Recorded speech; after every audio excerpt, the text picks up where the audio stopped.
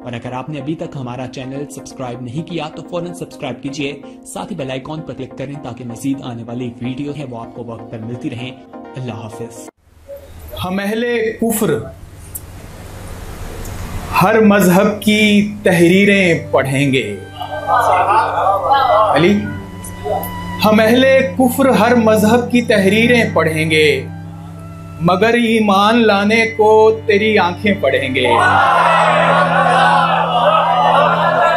हम अहले कुफ्र हर मजहब की तहरीरें पढ़ेंगे, मगर ईमान लाने को तेरी आंखें पढ़ेंगे। मगर ईमान लाने को तेरी आंखें पढ़ेंगे। मुझे अनपढ़ समझकर छोड़ जाने वाली लड़की,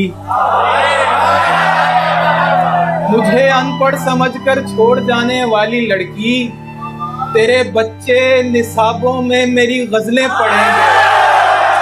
और तेरे मशहूर होने से हमें बस ये खुशी है,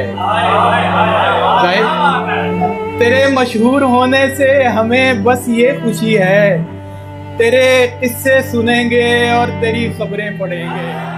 और अगर आपने अभी तक हमारा चैनल सब्सक्राइब नहीं किया तो फौरन सब्सक्राइब कीजिए, साथ ही बेल आइकॉन पर क्लिक करें ताकि मजीद आने वाली वीडियो है वो आपको वक्त पर मिलती रहे। अल्लाह हाफिज।